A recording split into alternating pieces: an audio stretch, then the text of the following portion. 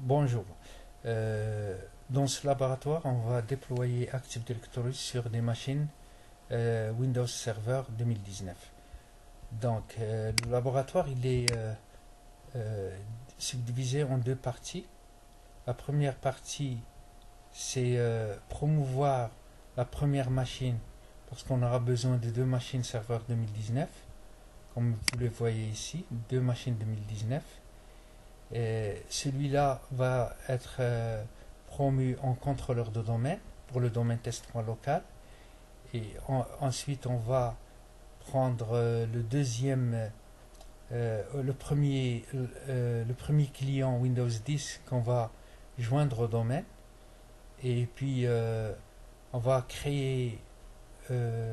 installer Active Directory sur le deuxième serveur, CD2, qui va assister le premier serveur pour le domaine test.local. Autrement dit, le domaine test.local aura deux contrôleurs de domaine, CD1 et CD2.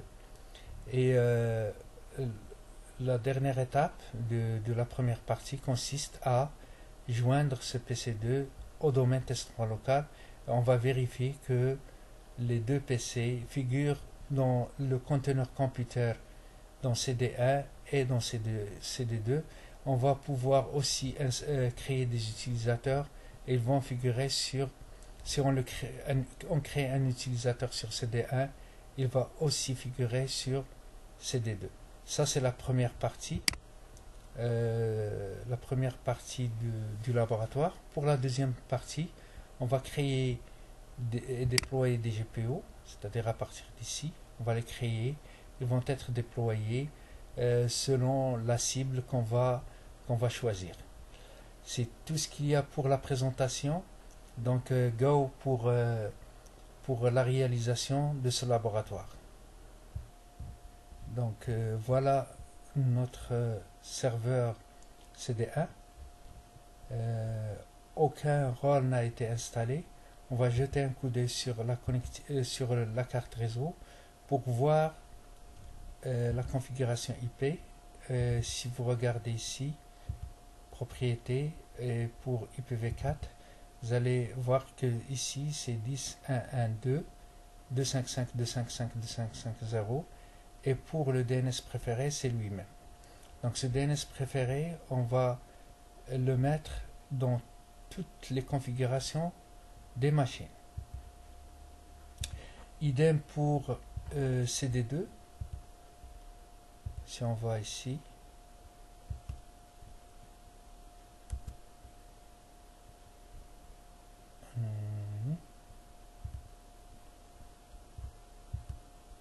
voyez, l'adresse IP c'est 10.1.1.3, la même chose, le même masque, et pour le DNS préféré c'est CD1, c'est 1, 2. Pourquoi ça? Parce que le premier contrôleur de domaine va jouer aussi le rôle de serveur DNS.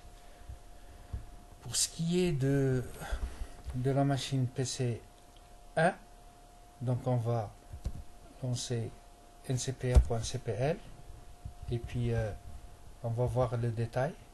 C'est 10.1.1.101 et le même DNS. Donc on a suivi à la lettre cette configuration là, cette configuration réseau. Oui, donc la même chose pour PC2. On a donné le 102 et puis pour le DNS préféré c'est 10.1.1.2. Donc si on teste la connectivité ici, donc je vais pinguer le 10.1.1.2, ça marche. La même chose ici, si je teste la connectivité, ping 10.1.1.2, ça marche. Et puis pour le dernier PC, 10 ping 10.1.1.2 et ça marche.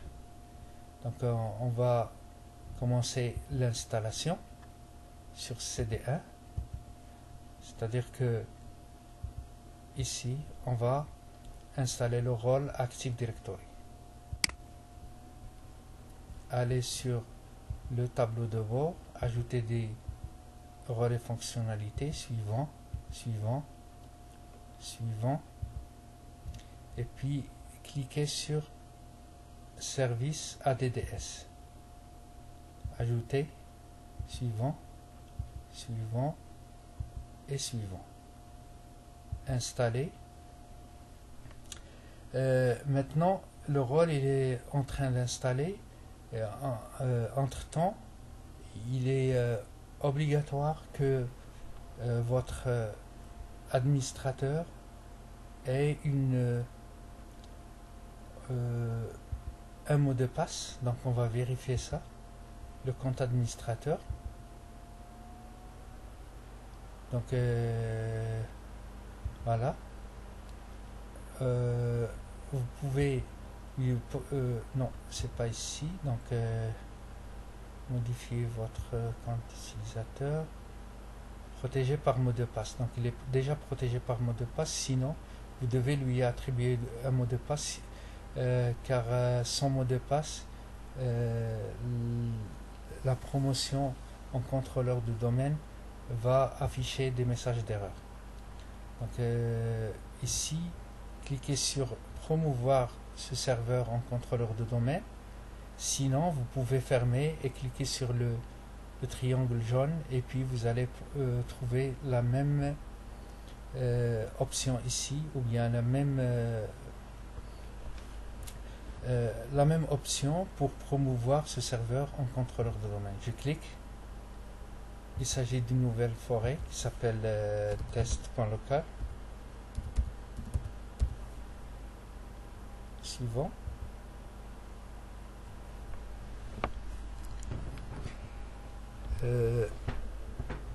On va laisser le niveau fonctionnel en 2016.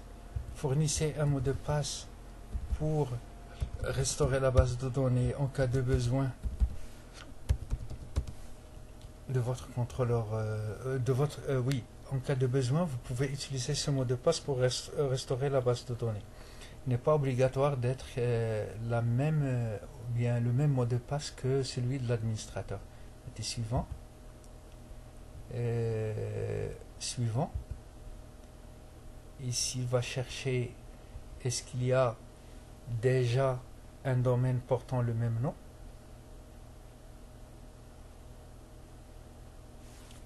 Suivant.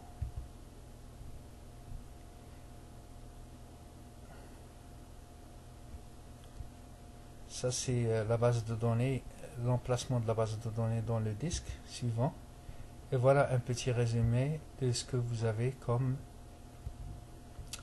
configuration. Suivant.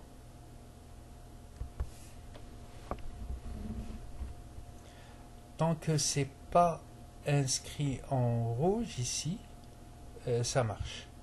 Donc c'est bon. Ici sont des avertissements pour renforcer la sécurité, etc. Donc installer.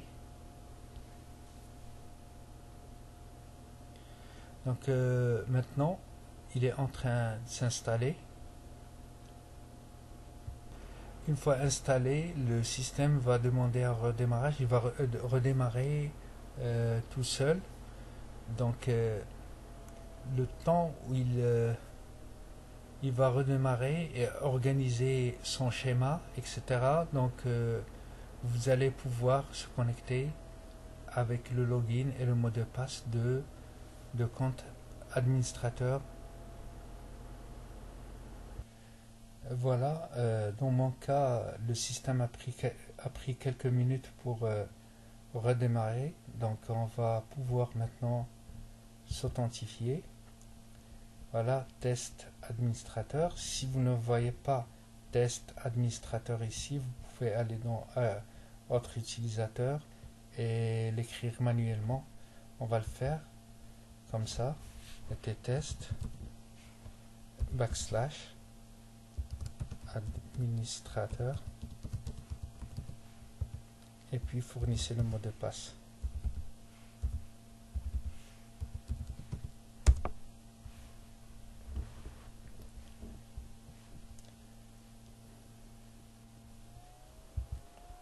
Voilà votre système.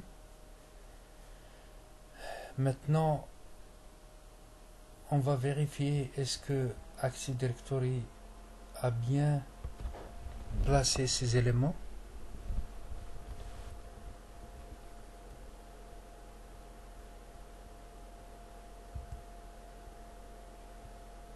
Vous voyez ici, il a installé ADDS et le DNS. Les deux sont installés. Quand on installe ADDS, obligatoirement, il y a besoin d'un DNS. Donc, allez par exemple dans Outils, et puis Utilisateur et Ordinateur Active Directory. Donc, vous pouvez développer, par exemple, Domain Controller. Vous voyez ici qu'il y a un seul Domain Controller pour le domaine test.local. Et pour le conteneur computer, vous pouvez remarquer ici qu'il n'y a pas d'ordinateur qui est joint au domaine. Donc, allons maintenant sur PC1 et puis écrivez ici PC ou ce PC, bouton droit, propriété, et puis sur modifier les paramètres, on va écrire par exemple ici client ADDS.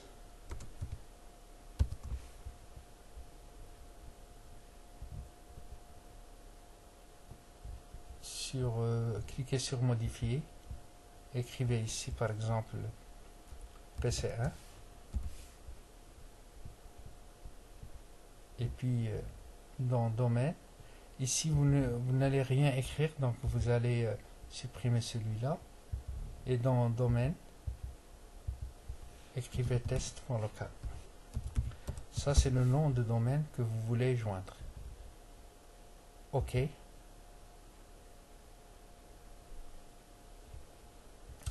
Écrivez ici test, administrateur, et puis le mot de passe, l'administrateur de domaine. OK. Bienvenue dans le domaine, donc tout est bien passé. Vous allez pouvoir devoir redémarrer, appliquer et redémarrer maintenant. Si je reviens sur CD1, dans Computer, si j'actualise, je remarque que PC1 est bien joint au domaine, donc je peux cliquer deux fois et voir qu'il s'agit d'un domaine, d'un système. Oui, lorsqu'il va redémarrer, vous allez voir ici le système qui est le système de client qui est Windows 10. Donc c'est ça. C'est tout ce qu'il y a pour la jointure au domaine. Donc on va maintenant configurer CD2 pour qu'il soit le deuxième contrôleur de domaine. Mais pour PC1, il est en train de se mettre à jour. Donc il va redémarrer. On va pouvoir s'authentifier par un compte du domaine ici. Donc c'est ça. Donc sur CD2, comme vous le voyez ici, on va le promouvoir en contrôleur de domaine de même domaine, test.local, mais avec une légère modification dans la configuration. Donc allons maintenant sur CD2 et ne faites rien pour le nom. Le nom comme ça c'est le deuxième contrôleur de domaine. Le nom, ne mettez pas ici test.local, non. Il ne faut pas qu'il soit joint au domaine, mais il faut que ce soit un contrôleur de domaine, un deuxième contrôleur de domaine. Mettez annuler, annuler. Revenez ici, gérer, ajouter des rôles et des fonctionnalités. Suivant, suivant, suivant. ADDS. Ajouter des rôles et des fonctionnalités. Suivant, suivant, suivant et installer. Donc ça va prendre quelques minutes pour s'installer. De la même façon que sur CD1, donc on doit on doit promouvoir ce serveur, c'est-à-dire CD2, en contrôleur de domaine. Donc je clique ici. Et puis, au lieu d'ajouter une nouvelle forêt, donc on doit ajouter un contrôleur de domaine à un domaine existant. Donc c'est ça. Cliquez ici sur sélectionner et écrivez ici test administrateur. Fournissez le mot de passe, puis validez. Il a trouvé le test par local ici. Je dois le sélectionner, puis OK. Suivant.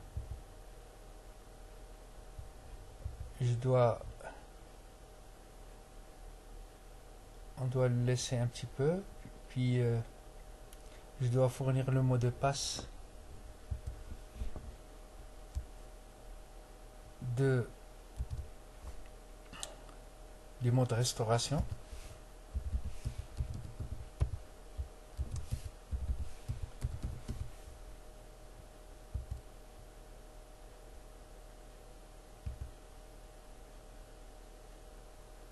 Donc maintenant, pour cette option là, on a tout le contrôleur de domaine, c'est-à-dire la réplication. Ça veut dire que si par exemple celui-là s'il y a beaucoup de contrôleurs de domaine, on peut spécifier qu'il se réplique avec un ou une partie du groupe des contrôleurs de domaine. Et puisqu'on a un seul contrôleur de domaine, donc on peut les choix coïncident, les choix entre ces deux-là coïncident. C'est-à-dire je peux par exemple choisir CD1 ou bien tous les contrôleurs de domaine, ça arrive même dans notre cas. Suivant, et puis suivant, et suivant.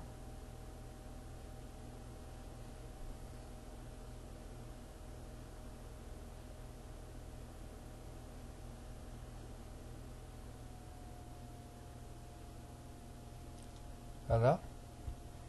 Donc installer. Donc de la même façon, il va prendre un petit peu de temps pour s'installer et il va redémarrer tout seul. Voilà, vous allez être déconnecté, on va mettre fermé et lui il va se déconnecter tout seul et va redémarrer. Et voilà notre deuxième contrôleur de domaine qui a été redémarré. Donc on doit s'authentifier pour voir le contenu.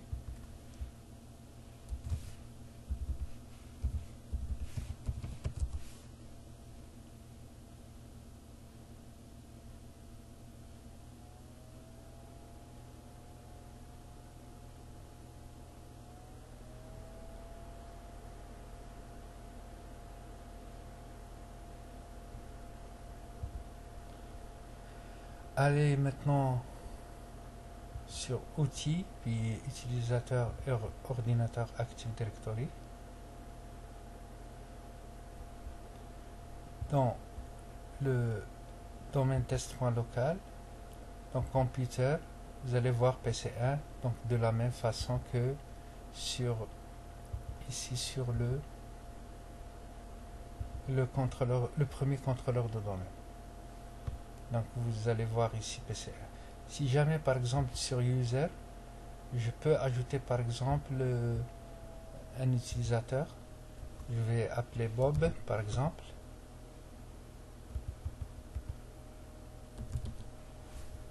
Suivant.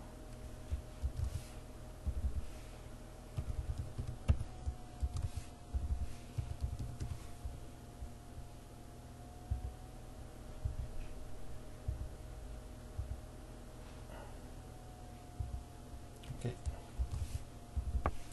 Le mot de passe ne correspond pas.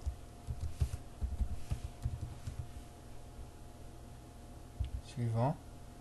Et terminé. Maintenant Bob, il est ajouté ici sur CD1. Dois-je le trouver sur CD2? Donc je vais voir. Il est là. Donc la réplication entre les deux domaines est faite. De la même façon, je peux ajouter ici par exemple un groupe que je vais appeler GRP1.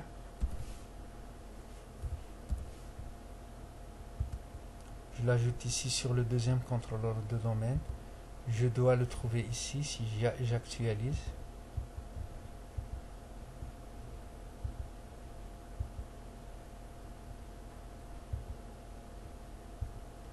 Ça prend du temps pour s'actualiser. Donc il est là. Donc la réplication entre les deux contrôleurs de domaine est bien faite. Donc c'est tout ce qu'il y a pour cette partie. Non, il reste à ajouter bien sûr PC2 à joindre PC2 au domaine. Donc on va le faire. Maintenant pour ajouter PC2, joindre PC2 au domaine. Donc on va ou bien aller par la méthode graphique sur PC et puis dans propriétés, cliquer sur modifier les paramètres. On va mettre ici deuxième PC et puis modifier. On va mettre ici test.local avec le nom. Donc si je prends ici le nom par exemple PC2,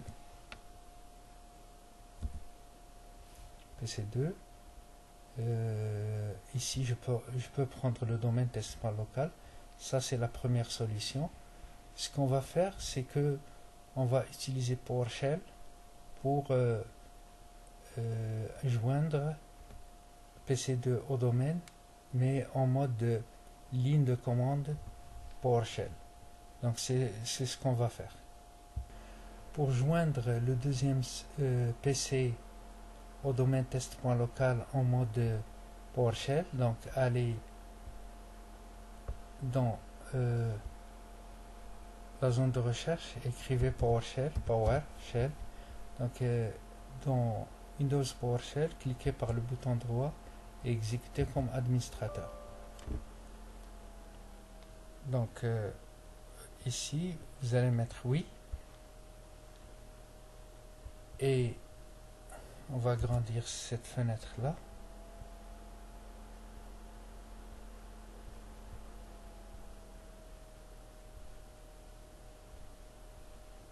Vous allez écrire ici add computer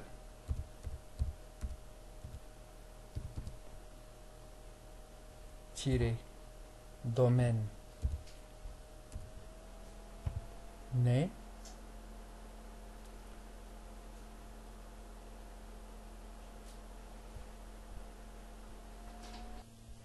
donc vous allez écrire ici add computer moins domaine name test en local moins credential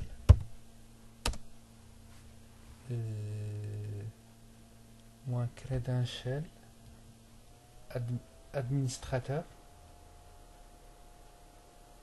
test.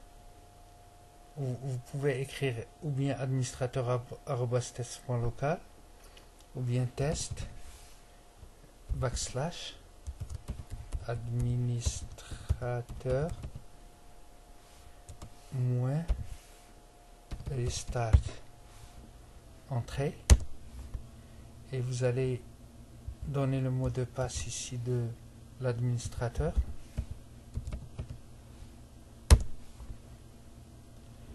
Et il va se joindre au domaine de la même façon que la méthode graphique. Donc il faut attendre quelques instants pour qu'il puisse se joindre au domaine. On peut vérifier directement ici est-ce qu'il a été ajouté dans le conteneur computer. Ici vous le voyez, PC2 il est ajouté et sur CD2 on peut le voir aussi.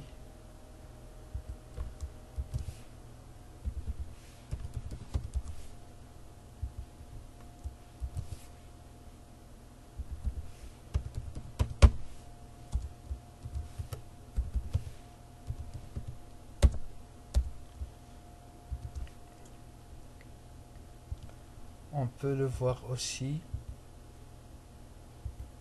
sur le conteneur computer. Les deux PC sont joints au domaine. C'est tout ce qu'il y a pour la première partie. Donc rendez-vous à la deuxième partie pour le déploiement des GPO.